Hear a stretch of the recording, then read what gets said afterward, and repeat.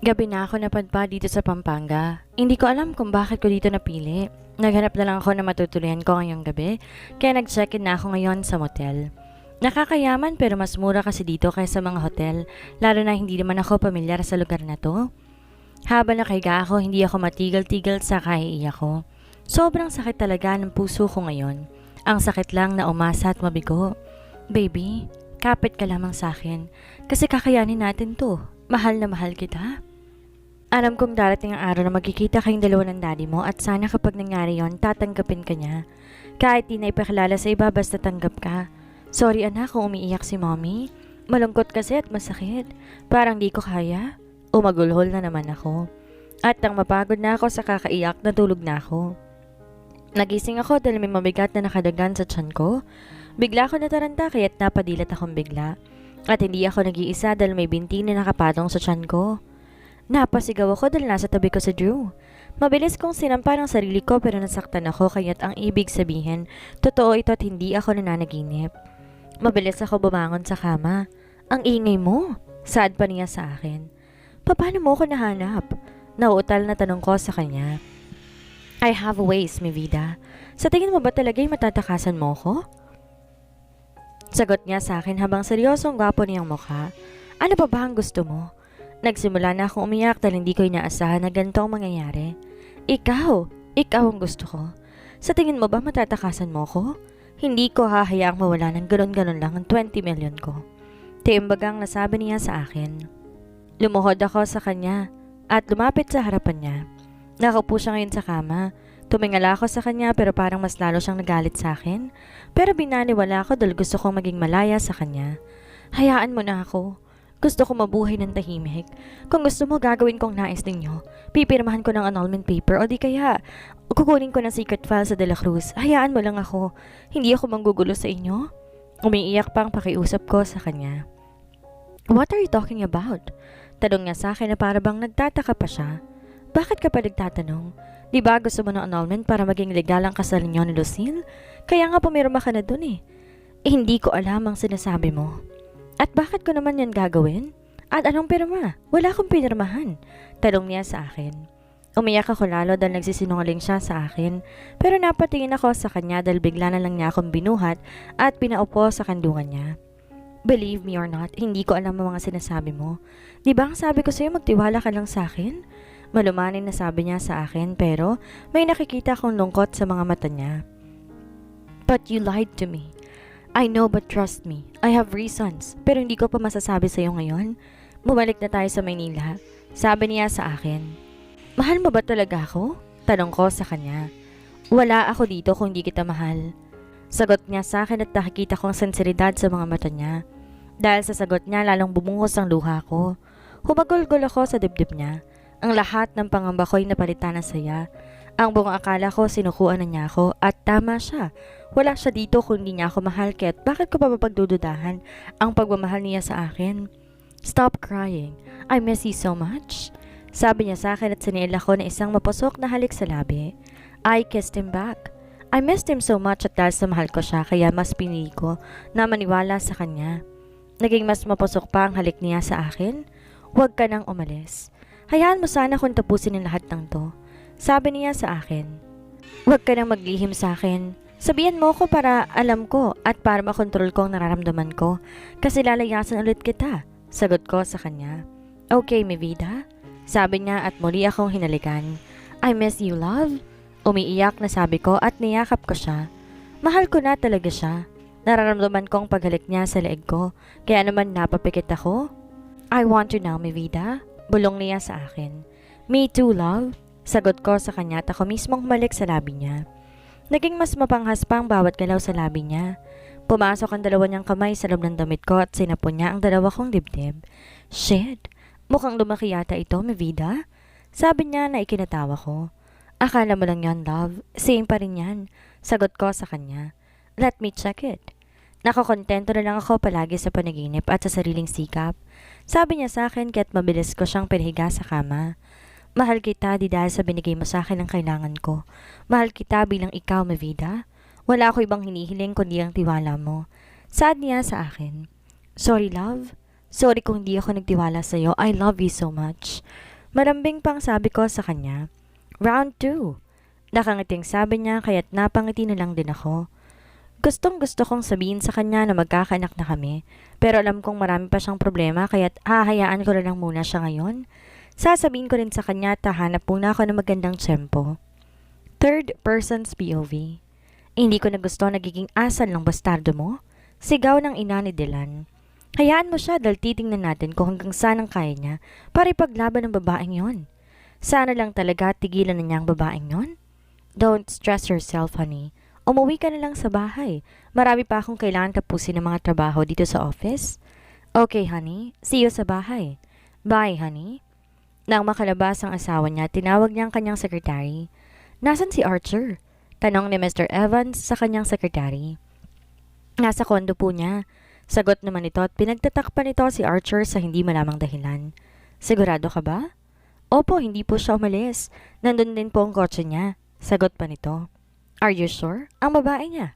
Wala na po akong balita tungkol sa kanya pero ipinapahanap ko pa rin po.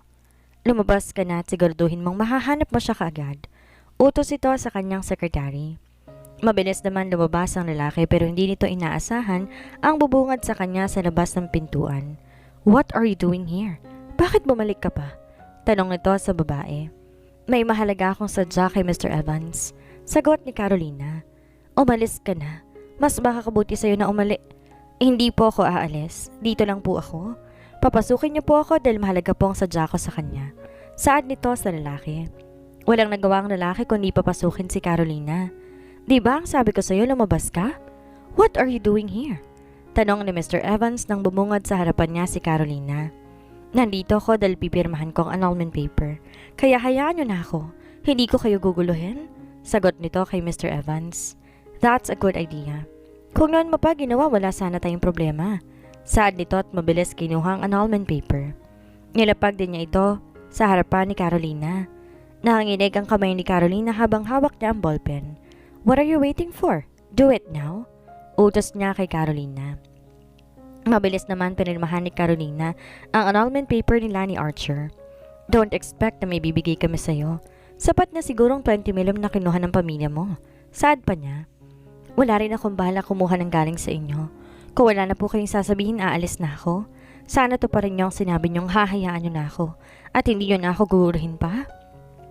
Saad niya. May isang salita ako, Carolina. Saad nito at balik sa ginagawa niya sa table niya. Tumayo si Carolina at mabilis lumabas sa office niya. Lihim namang natuwa ang matanda dahil sa wakas wala na siyang magiging problema sa babae. Tinawag niya ang sekretary niya. Give this to Attorney Santiago. Alam na niya ang dapat gawin dyan. Saad niya sabay abot ng annulment paper sa lalaki. Noted, sir. Samantala, sa mansyon ng mga Evans, walang tigil sa pag-iyak si Lucille dahil sa pag-iwan sa kanya ni Archer sa Japan. Mag-isa lang siyang bumalik sa Pilipinas at sa bahay ng kanyang biyanan siya dumiretso. Paano niya to nagawang sa akin, Mommy? Umiiyak pang sambit niya sa ginang. Tahan na, iha. May importante lang siyang ginawa kaya siya napauwi dito ng biglaan. Pagpapatahan ng ginang sa babae. Sana sinama na lang niya ako pabalik. Siguro'y pinuntahan niya ang babae niya. Humanda talaga sa akin ng malanding babae na yon. Don't worry. Dahil hindi natin siya hahayaan lumapit kay Archer. Hindi talaga ako papayag, Mommy. Gagawin ko ang lahat para lang mawala na siya sa buhay ng asawa ko. Magiging akin ang puso ni Archer. I am the legal wife at hindi ko hahayaan na makalapit pa siya kay Archer. Galit na sabi ni Lucille. That's my girl. Huwag kang papayag na agawan ka ng iba. Pwede tayong mang-agaw pero hindi natin hahayaan na agawan tayong ng iba. Natatawa pang sabi ng ginang. Pinunasan naman ni Lucille ang mga luha niya. Kailangan niyang kunin ang loob ng biyanan niya. Dahil alam niyang malaki ang chance niya na magiging kanya ang puso ng lalaking mahal niya. Hindi niya hahayaan na mapunta sa walang lahat ng pinaghirapan niya. Lalo na ang kumpanya nilang nakataya dito. Mom, Kuya is here. Saad ng kapatid ni Archer. Mabilis naman tumayo si Lucille at sinalubong niya si Archer. Hi, honey. Nakangitig bati niya takbang hahalikan niya ito, pero umiwas ang asawa niya. I'm tired. I want to rest. Sagot nito. Gusto mo ba ipagluto kita? May gusto ka bang kainin? Tanong pa niya sa asawa niya. I want to sleep. Sagot pa ni Archer sa kanya. Okay, kailan ba tayo lilipat sa house natin? Sayang naman kung di natin titirhan ang regalo ng parents ko. Dagdag pa ni Lucille. Next week, but please, I need to rest. Okay, honey. I love you. Malambing pang saad nito. I love you too. Sagot naman ni Archer bago to umakyat sa kanyang silid. Kahit alam ni Lucille na napilitan lang ang lalaki, masayang masaya pa rin siya. So, nakakakilig, ate. Alam mo, konting lambing lang kailangan mo. Nakikita ko naman kung paano kanya titigan noon. Sigurado ko mahal ka na niya. Nahihiya lang siyang umamin. Alam mo naman, di pa yung nakakamove on sa sanya na yun eh. Kahit na bigla na siyang nawala, never pa nga namin nakitang babaeng yun. Why? Hindi pa talaga siya pinakilala ni Archer? Hindi. Kahit anong pilit sa kanya ni Mommy, hindi niya ginawa. Malaman na lang namin tinakbuhan siya ng babaeng yun. Nung araw sana ng civil wedding nila. Sabi ng kapatid ni Archer. Ganun ba? Good for her. Sana nga hindi na siya bumalik. Lalo na ngayong kasal na si Archer sa akin. Kaya wala na siyang magagawa pa. True, ate. Magplano ka na lang para sa honeymoon ninyo ni Kuya. Saan ba kayo pupunta? I don't know, pero gusto ko sana sa Bali. Sagot naman ni Lucille. Sabihin mo kay Kuya. Malay mo gusto niya rin doon. Hindi natapos ni Danny ang sasabihin niya dahil dumating na ang daddy niya. Binati nila ito at pinatawag ito ang asawa niya at si Archer sa office niya. How's your day, honey? Tanong ng ginang sa kanyang asawa. I have good news, pero nasan si Archer? Tanong niya dito. Nasa silid niya. Bakit mo siya pinatawag? Malalaman mo rin, honey? Sagot nito at mabilis na hinilikan ang labi ng kanyang asawa. Natigil lang ang mga ito nang pumasok ang anak nila. Archer, anak! I have good news for you. What is it, Dad? Walang ganang tanong ni Archer. Your wife already signed the annulment paper. What? Pasigaw na tanong ni Archer dahil sa pagkagulat. She went into my office at siya na mismo may gusto na pirmahan ng annulment ninyo. Kaya hayaan mo na siya. Huwag mo na siyang puntahan. Just focus on your wife. Saad pa nito kay Archer. Nasaan siya ngayon? Hindi ko alam. Hayaan mo na siya. Si Lucille ang dapat mong iniisip sa ngayon. Sabi pa ng daddy niya. Nagkatinginan ng mag-asawa at napangiti sa isa't isa. Habang nakatingin kay Archer na ay nagpupuyos na sa galit kay Carolina. Anak, siguro, kailangan nyo ng pag-usapan ni Lucille ang honeymoon ninyo. Sabi ng ginang sa binata. Okay, Mom. Sagot ni Archer at mabilis lumabas sa office ng kanyang daddy. Paglabas niya, kagad niyang hinanap si Lucille na kapatid niya. Where's Lucille? Nasa room niyo, kuya? Sa silid na niya tumuloy si Archer. Pagpasok niya ay nakaupo sa kama niya si Lucille. Saan mo gustong mag-honeymoon? Tanong niya kaagad sa babae. Kahit saan mo gusto, honey. Sagot naman ng babae sa kanya. Okay. Mabilis na sagot niya. Sumapit ang gabi habang tahimik na natutulog ang lahat ng tao sa mansyon. May 2 taong gising at nagpapakasaya sa katawan ng bawat isa. Kapwa pawisan ng katawan at magkahugpong pribadong parte ng kanilang katawan. Shit! Ako munang lalaspag sa'yo bagong asawa mo. Alam ko na hindi niya kahit itong ginagawa ko sa'yo. Saad ng lalaki habang patuloy na inaangkin si Lucille. Harder, please. Utos ni Lucille sa lalaki. As you wish. Nakangising sabi ng lalaki at sinagad nito ang pagkalalaki niya sa loob ni Lucille. Naging mas agresibo silang dalawa habang patuloy inaangkin ng lalaki si Lucille. At nagustuhan naman niya ito lalo na't hindi ito kaya ibigay sa kanya ni Archer. Napuno ng ungol ang bawat sulok ng kanilang silid, ngunit lingid sa kanilang kaalaman, may mga matang nakamasid sa kanila. Salamat naman at bumalik ka na, Carolina, sabi sa akin ni Miguel. Gusto ko kasing tapusin ang pag-aaral ko. Sagot ko habang inaayos ko ang mga gamit ko. Masaya akong bumalik ka na, sabi pa niya sa akin. Sige, mauna na ako sa'yo ha, papasok pa ako sa office eh. Paalam ko sa kanya. Sabay ka na sa akin. Sige. Nakangiting sagot ko sa kanya. Sumabay na ako para hindi na ako mahirapan. Salamat sa paghatid sa akin, ha? You're welcome, Carolina. I gotta go now. Kailangan ko rin pumasok sa OJT ko. Paalam niya sa akin. Okay, ingat ka. Nakangiting sagot ko sa kanya. Habang nasa labas ako ng company, biglang lumitaw sa harapan ko si Dylan. You signed the annulment paper? Tanong niya sa akin. Oo naman, bakit naman hindi? Sagot ko. Akala ko ba mahal mo si kuya? Tanong niya. Bakit? Concern ka ba sa kanya? Siya may gustong pirmahan ko. Naisip ko bakit hindi. Ang mahalaga sa akin makalaya na ako sa kanya. Sabi ko. You're right. Sabi niya at bigla na namang umalis. Nagtataka man mas pinili ko nalang pumasok sa loob ng building. At nang makarating ako sa floor ko saan ako nagtatrabaho, bumungad sa akin na nakangiti ko ng boss. How's your school? Tanong niya. Okay naman po, maraming salamat po sa tulong ninyo sa akin. Nakangiting sabi ko sa kanya.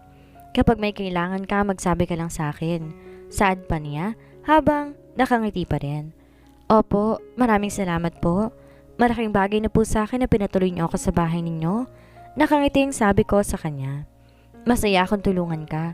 Kapag nasa bahay kita walang gagalaw sa'yo. Marumi maglaro si Evans kaya't alam ko hindi niya tutuparin ang nais mo. Gagawa pa rin siya ng paraan para lang sirain ka. Sagot niya sa akin. Sana talaga hayaan na nila ako. Lalo na ngayon pinirmahan ko ng annulment paper namin ni Drew. Wala siyang dahilan para guluhin ako. Malungkot na sabi ko kay Sir. Wala ka bang balak sabihin sa kanya na buntis ka? Wala pa po sa ngayon. Marami po siyang problema at ginawa ko ng parte ko. Baka bubuti yun sa kanya. Don't stress yourself. Makakasama yan sa baby ninyo. Paalala niya sa akin. Thank you po, sir. Can you call me Papa? Tanong niya sa akin. Di ako nakasagot agad dahil nagulat ako. Gusto ko lang maranasan na magkaroon ng anak. Namatay kasi ang anak ko noon. Malungkot pang sabi niya sa akin. Sorry po. Simula po ngayon, kayo na pong papa ko. Nakangiti pang sabi ko sa kanya. Salamat anak. Nakangiting sabi rin niya sa akin. Napangiti na lamang ako. Ngayon ko lang natitigan si Sir Primo. Papa. Parang pamilyar sa akin ang mga mata niya. Binaliwala ko na lang to dahil hindi ko rin naman maalala kung saan ko nakita. Ginawa ko ng trabaho ko. Break time ko na kaya lumabas na ako. Nag-crave ako na matcha ice cream cake kaya pumunta ako sa malapit na bake shop dito sa office. Nakangiti pa akong pumasok sa loob ng cafe pero biglang nawala ang maganda kong ngiti dahil nakita ko si Lucille. Binaliwala ko siya at pumila na ako para bumili ng gusto ko at nang maka-order na ako naghanap pa ako ng bakanting table. Habang nakaupo ko at naghihintay sa order ko may umupo sa harapan ko. How are you? Kasi ako I'm totally fine and happy. Malawak ang ngiting sabi niya. I'm also totally fine. Nakangiting sabi ko rin sa kanya. Stay away from my husband.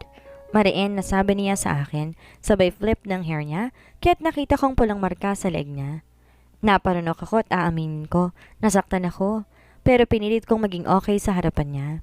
Wala naman akong ginagawa sa asawa mo, at tapos na kami kaya kung wala ka nang sasabihin, makakaalis ka na. Sabi ko sa kanya. Kapag nalaman ko na nakikipagkita ka pa sa asawa ko, malalagot ka sa akin. Pagbabanta pa niya sa akin.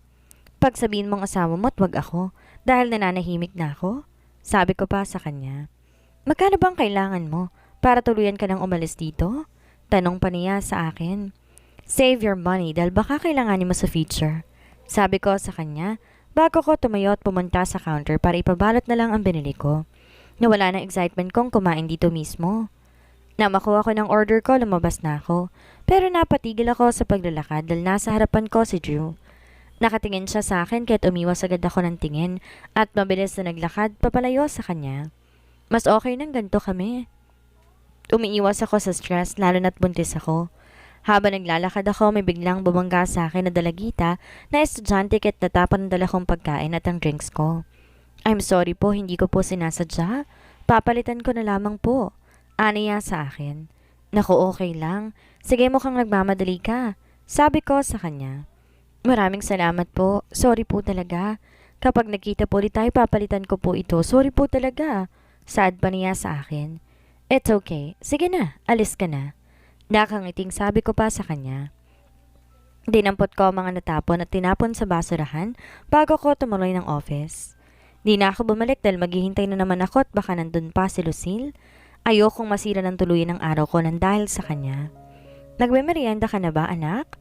Tanong sa akin ni Papa. Opo, Papa, kayo po? Tanong ko sa kanya. May pupuntahan ako ngayon at di na ako babalik dito.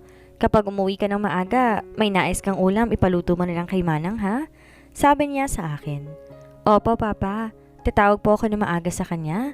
Nakangiting sabi ko. Okay. Nakangiting sabi rin niya at lumabas na siya. Ako naman naging busy na sa ginagawa ko, pero nagulat ako dahil may biglang dumating na delivery. Miss Carolina po? Tanong niya sa akin. Opo, bakit po? Tanong ko sa kanya. Delivery po para sa inyo? Sagot niya sa akin. Wala po akong order. Sagot ko sa kanya.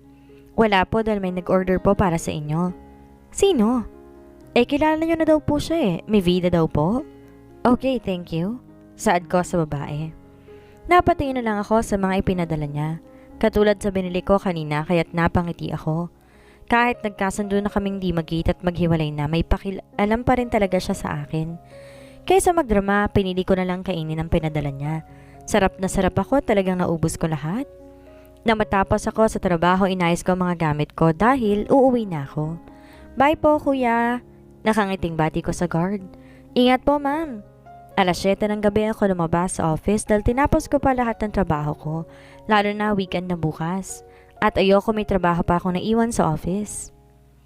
Dumating na ang binook ko kaya sumakay na ako. Pero pagpasok ko napansin kong may kakaibang amoy ang sasakyang ito. Para akong nahihilo. Pilit kong nilalabanan pero hindi ko kaya hanggang sa hindi ko na alam ang mga sumunod na nangyari sa akin. Third person's POV. Ngayon ang flight ni Archer at Lucille papunta sa Paris para sa kanilang honeymoon. Kahit gusto ni Lucille sa Bali, wala siyang nagawa dahil ang binata pa rin ang nasunod. I'm so excited, honey. Sa wakas, masasolo na kita. Nakangiting sabi ni Lucille sa kanyang asawa. Di naman nagsalita si Archer kaya't naging malungkot siya. Pero binaliwala niya dahil mahalaga sa kanya kasama niya ito. Inis na inis pa siya kanina dahil nakita niyang babae nito. Gusto niyang saktan si Carolina pero pinigilan niyang sarili niya. Lalo na parating si Archer at ngayon ang alis nila. Pero marami pa naman next time at sisiguraduhin niya. Aalis to ng tuluyan sa buhay nila. Nasa isang private jet sila at nandito sila sa silid nila. Kinakausap niya ito dahil nabibingi na siya sa katahimikan. Lalo na busy ito habang nakaharap sa laptop niya. Akala pa naman niya may gagawin sila. Lalo na itong nagaya sa kanya kanina na pumasok na dito sa silid nila. Shower lang ako. Paalam niya sa lalaki. Okay, sagot nito sa kanya. Mabilis siyang pumasok sa banyo at hinubad niya ang damit niya. Taddad siya ng kiss mark sa dibdib kaya't kinakabahan tuloy siya kung paano ba niya ipapaliwanag sa asawa niya ang mga ito. Naiinis siya sa lalaking umangkin sa kanya kagabi pero mas lamang ang sarap sa ginagawa nila. She liked it kahit na hindi ito si Asher kaya hindi niya mapigilan na hawakan ang dibdib niya at bahagyan niya itong minasahe. Habang ini-imagine niya na nasa harapan niya si Archer, pangarap niya na sana'y gawin din sa kanya ni Archer ang mga to para hindi na siya makipagtalik sa iba pang mga lalaki. Kung noon pa lang pinansin na sana siya ng lalaki, gagawin niyang lahat para lang masatisfy ito sa kama. She's also good in bed at napatunayan niya ito sa mga lalaki na kasama niya noon, pero tayong kay Archer lang di gumana ang charm niya. Mas gusto pa yata nitong galawin ng ibang babae kaysa sa kanya, lalo na ang Carolina na yon. Kaya mas lalo siyang nagagalit sa babae. She is Lucille. Lumaki siyang nakukuha lahat ng gusto niya. Lumaki siyang maganda at pinupuri ng lahat kaya nga confident siya sa sarili niya. At isang pangarap para sa kanya makasama si Archer na maging asawa niya ito. Pero sa buong buhay niya ngayon lang din siya na insecure ng ganito at sa Carolina pa na yon. Nagagalit siya tuwing nasa babae na yon ang atensyon ni Archer. Pero ngayon hindi niya nahahayaan na maagaw sa kanya ang kanyang asawa. Kailangan niyang gumawa ng plano kung paano niya ito maaangkin. Nais niyang mabuntis para di siya iwan ito. Habang naliligo siya, biglang uminit ang pakiramdam niya. Hanggang sa nilabas niyang init na namumuo sa loob niya. Namakaraos siya, lumabas na siya habang suot ang bathrobe. Napangiti siya dahil may wine na hawak si Archer at nakasuot na lang din to ng bathrobe. Umupo muna siya sa harapan ng vanity mirror para tuyuin ang buhok niya. Pero hindi niya inaasahan na lalapit sa kanya si Archer. Tumunyo ang mga balahibo niya dahil inawin nito ang buhok niya.